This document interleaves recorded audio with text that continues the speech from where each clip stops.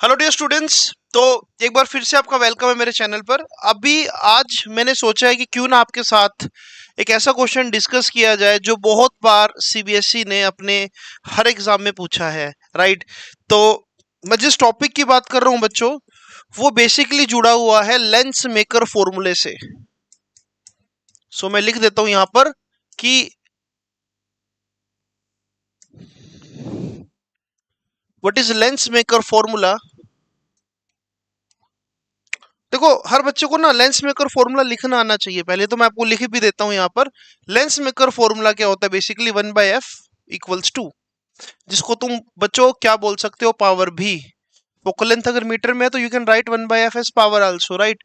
ये किसके बराबर होता है? ये होता है refractive index of glass divide by refractive index of surrounding medium -1, और फिर हम लिखते हैं 1 में R1 -1 में R2। तो बच्चों ये है हमारा लेंस मेकर फॉर्मूला। ओके, सो इससे हमें क्या, ये जो लेंस मेकर फॉर्मूला है बच्चों, अगर मैं ऐसे लिख रहा हूं इसको, तो ये बेसिकली हम बात कर रहे हैं किसी बाई कन्वेक्स लेंस की या बाई कनकेव लेंस की। बाई मतलब दोनों तरफ कन्वेक्स है या दोनों तरफ कनकेव है। अगर अगर हम इसी फॉर्मूले को कन्वर्ट कर दे बच्चों, अगर इसी फॉर्मूले को मैं कन्वर्ट कर दूं किसी इक्वी कन्वेक्स लेंस के लिए। इक्वी कन्वेक्स का मतलब है कि ये लेंस कुछ इस तरह का दिखता है जिसका इधर वाला रेडियस ऑफ कर्वेचर और लेफ्ट वाला और राइट वाला दोनों रेडियस ऑफ कर्वेचर बिल्कुल बराबर है। मतलब कि अगर मैं बात करूं, R1 को मैं ले सकता हूं +R, और R2 को मैं चाहूं तो ले सकता हूं -R। That is on sign convention only. जब आप नॉर्मल ड्रॉ करोगे इस पर, तो ये आपका देखो लेफ्ट साइड पर आ रहा है ना, नॉर्मल। राइट। इसलिए आप इस डिस्टेंस को पर्टिकुलरली क्या मान के चल रहे हो कि R2 will be taken as -R, और जब आप इस फेस पे नॉर्मल ड्रॉ कर रहे हो तो +R। राइट। सो यही 1/f तब किसके बराबर लिखा जा सकता है? Refractive index of glass with respect to medium -1। Okay, 1/r and minus minus plus हो जाएगा, तो बाय डिफॉल्ट मैं इसको लिख सकता हूं ऐसे। तो बच्चों ये हमारा फॉर्मूला रेडी हो जाएगा किसके लिए भला? इक्वी कन्वेक्स लेंस के लिए। ओके, तो इसमें लर्निंग क्या है, मतलब ऐसे क्या बात है कि जो आपको पता होनी चाहिए? राइट। तो कई बार ना ऐसा देखा गया है बच्चों की सीबीएसई ने सवाल पूछ लिया, how focal length and power of lens get affected if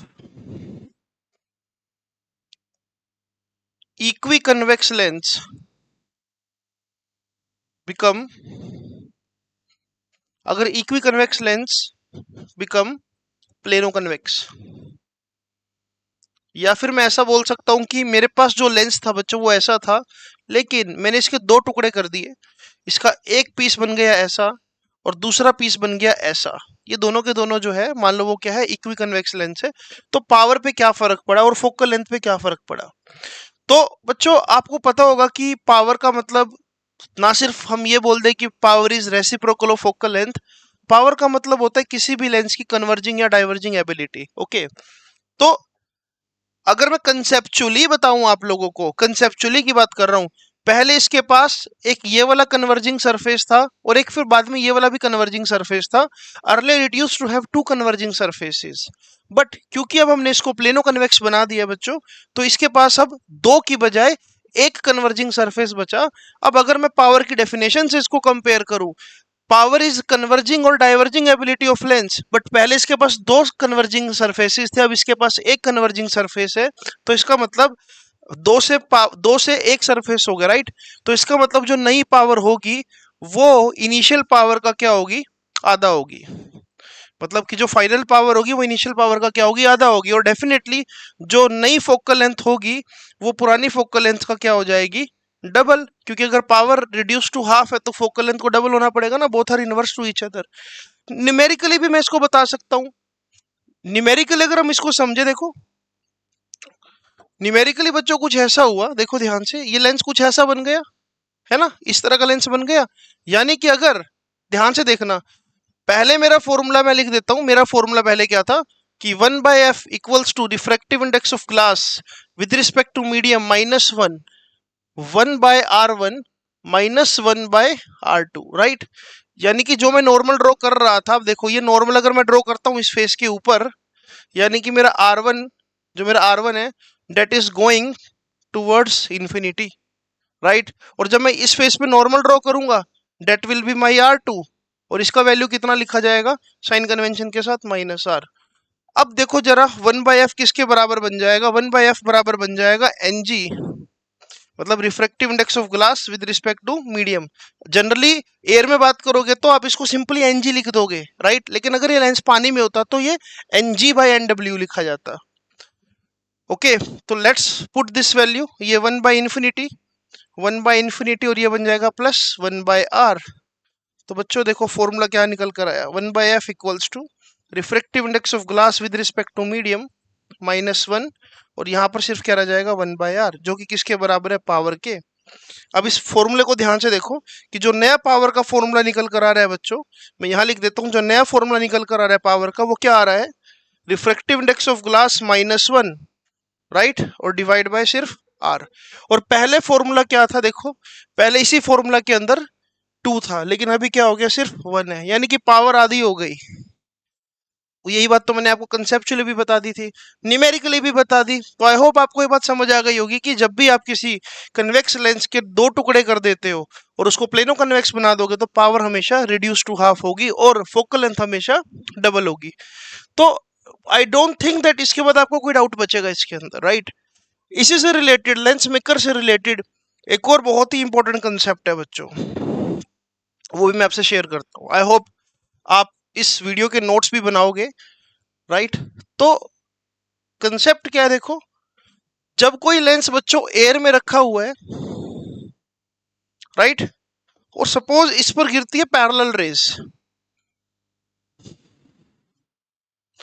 तो इसका धर्म है कि ये इसको कहीं इस जगह पर कन्वर्ज कर देगा, because it is a converging lens, इसमें कोई भी रॉकेट साइंस तो नहीं है।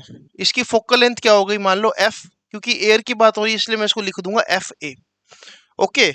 और सिंपल भाषा में मैं इसका एक फॉर्मूला लिखता हूं कि लेंस मेकर फॉर्मूला के according focal length in air should be equals to refractive index of glass with respect to air -1 1/r1 -1/r2। There is no rocket science, बिल्कुल सिंपली मैंने लिख दिया फॉर्मूला। बट सपोज कुछ ऐसा हो जाए, अगर कुछ ऐसा हो जाए कि अगर मैं इस लेंस को डिप कर देता हूं पानी में, या एयर की जगह कोई भी अलग हमने मीडियम ले लिया, बट वो एयर तो नहीं है, तो सेम लेंस को जब मैं प्लेस कर रहा हूं बच्चों, और सेम लेंस पर जब पैरेलल रेज गिरेगी कुछ इस तरह से, तो क्या होने वाला है, अगर मैं फिर से प्रिंसिपल एक्सिस ड्रॉ करूं तो मुझे ये देखने को मिलता है कि अब लाइट रेस जब गिर रही है ना, तो वो कहीं दूर फोकस हो रही है, कहीं दूर फोकस हो रही है। ये जो है ये फोकल लेंथ इन मीडियम है, मतलब कि जब भी मैं लेंस का सराउंडिंग मीडियम चेंज करूं तो फोकल लेंथ में फर्क आ रहा है, इवन तक कि कन्वर्जिंग डाइवर्जिंग भी बन जाता है। इसके बारे में बात करेंगे हम किसी और वीडियो में। फिलहाल अभी सराउंडिंग मीडियम जो है वो है NM। पहले सराउंडिंग मीडियम का रिफ्रैक्टिव इंडेक्स क्या था, NA, अभी क्या है NM, ओके। अब इस मीडियम के लिए, इस मीडियम के लिए अगर मुझे फिर से लेंस मेकर फॉर्मूला लिखना हो बच्चों, तो मैं क्या लिखूंगा, मैं लिखूंगा 1 फोकल लेंथ इन मीडियम, किसके बराबर, refractive index in glass of glass divide by refractive index of medium -1, और यहां लिख दूंगा 1/r1 -1/r2। वीडियो को एंड तक जरूर देखना, ये आपको बहुत वैल्यू देकर जाएगा बच्चों। Now this is my first equation बच्चों, this is my first equation and this is my second equation. Now I can easily establish a relation between that focal length and this focal length. अब अगर मैं दोनों equation को बच्चों, आपने दो equation I hope लिख ली होगी, अगर मैं दोनों इक्वेशन को डिवाइड कर दूं, ओके, अगर मैं दोनों इक्वेशन को डिवाइड करता हूं तो on division you know what I will get, अगर मैं दोनों को डिवाइड करता हूं तो मुझे मिलेगा, देखो 1 focal length in air divide by 1 focal length in medium, okay, किसके बराबर, वो तो लिखा ही हुआ है, refractive index of glass with respect to air -1, क्योंकि ये चीज और ये चीज तो देखो दोनों में सेम है तो कैंसिल ही हो जाएगी डिवीजन में, राइट। और डिवाइड में क्या आ जाएगा, refractive index of glass with respect to medium -1। Okay, अगर इधर सॉर्ट करता हूं तो ये सॉर्ट करके मैं यहां लिख देता हूं, ये बन जाएगा focal length in medium divide by focal length in air. तो बच्चों जो मेरे पास फॉर्मूला बनेगा वो ये फॉर्मूला बनेगा, आप ध्यान से देखना जरा कि फॉर्मूला ये बन चुका है मेरे पास, focal length in medium in any other medium other than air किसके बराबर होगा, refractive index of glass in air -1 divide by refractive index of glass in medium -1 multiply by its focal length in air. Okay, तो क्यों ना हम इस पर एक छोटा सा क्वेश्चन भी ट्राई कर ले, राइट। क्यों ना इसमें क्वेश्चन भी ट्राई कर कर देख ले। जैसे कि फॉर एग्जांपल अगर मैं आपको ये बोल देता हूं बच्चों कि यार ग्लास का रिफ्रैक्टिव इंडेक्स है 1.5, वेरी सिंपल। ओके, और वाटर में लेंस को डिप करा हमने, पहले लेंस एयर में था लेकिन बाद में हमने उसी लेंस को किस में डिप कर दिया बच्चों, वाटर में डिप कर दिया। और वाटर में जब डिप कर रहा हूं तो वाटर का refractive index with respect to air 1.3 है। ओके, अब ऐसा था कि जब लेंस एयर के अंदर था बच्चों, जब लेंस एयर के अंदर था तो इसकी फोकल लेंथ मान लो कितनी थी, 10 सेंटीमीटर। तो मेरा सवाल आपसे ये है कि भाई अगर मैं इसको पानी में डिप कर दूंगा और रिफ्रैक्टिव इंडेक्स मैंने पानी का दिया है, राइट, तो पानी में इसकी फोकल लेंथ कितनी होगी। तो लेट्स क्रैक इट। अब फोकल लेंथ इन एयर का फॉर्मूला क्या होता है बच्चों, refractive index of glass with respect to air -1, sorry focal length in medium. Focal length in medium का फॉर्मूला क्या होता है, यहां पर मीडियम की जगह वाटर लिख देता हूं मैं, फोकल लेंथ इन वाटर क्या हो जाएगी, refractive index of glass in air -1 divide by refractive index of glass in water -1 and multiply with focal length in air. ये चीज तो 10 के बराबर है, और ग्लास का with respect to air refractive index कितना है, 1.5 -1, राइट। अब यू नो व्हाट, इस बात को कैसे लिखेंगे, ग्लास का refractive index with respect to water, इसका मतलब होता है बच्चों ग्लास का refractive index with respect to water मतलब Ng डिवाइड बाय NW, मतलब ग्लास का with respect to air divide by water का विद रिस्पेक्ट टू एयर। अगर मैं इसको सोल्व करूंगा तो ये मुझे मिल जाएगा 15/13, दिस विल बी 15/13, राइट। तो डिवाइड बाय 15/13 -1। ओके, इसको अगर मैं फर्दर सोल्व करता हूं बच्चों, ये थोड़ा सा कैलकुलेटिव काम है, राइट। अगर हम इसको फर्दर सोल्व करें तो ऊपर बन जाएगा 0.5। ओके, अगर मैं इसको सोल्व करता हूं तो यहाँ आ जाएगा 13, 15 - 13, राइट, और इंटू में क्या चल रहा है 10, तो नीचे हो जाएगा 2/13 यानी कि 5/10।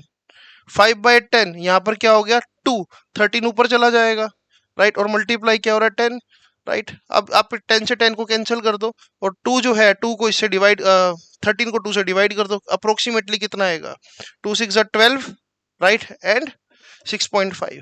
तो जब मैं मल्टीप्लाई करूंगा बच्चों तो ये कितना बन जाएगा 32.5 सेंटीमीटर। एक बार कैलकुलेशन फिर से देख लेना, राइट, मेरा काम था कंसेप्ट समझाना, कैलकुलेशन वाला पार्ट तुम्हारा है।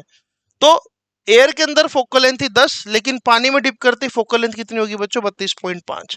तो ये कंसेप्ट है, राइट। लेंस मेकर का ये सवाल और वो कटिंग वाला सवाल डेफिनेटली आपको बोर्ड एग्जाम में देखने को मिलेगा।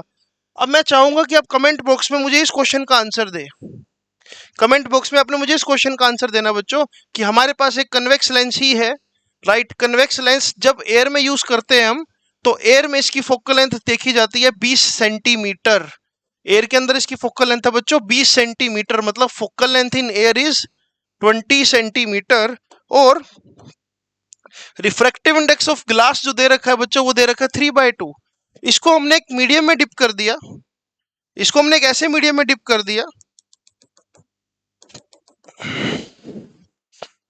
इसको हमने एक ऐसे मीडियम में डिप कर दिया जिसका refractive index with respect to air, जिसका refractive index with respect to air बच्चों कितना है 4/3।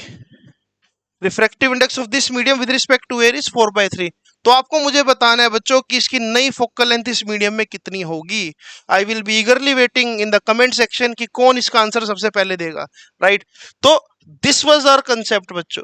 कोई ज्यादा लंबी वीडियो मैं नहीं बनाना चाहता, मैं चाहता हूँ कि 15 से 20 मिनट में आपको कुछ अच्छे अच्छे कंसेप्ट मिले।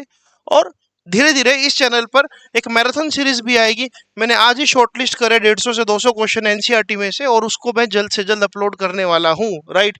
इन बिटवीन जब तक मेरी स्लाइड्स तैयार हो रही है, तब तक मैं कंसेप्चुअल वीडियोस इस तरह से डालता रहूंगा। तो आप इस वीडियो को देखिए और कमेंट में मुझे इस क्वेश्चन का आंसर कीजिए। मिलते हैं आपसे बड़ी जल्द अगली वीडियो में।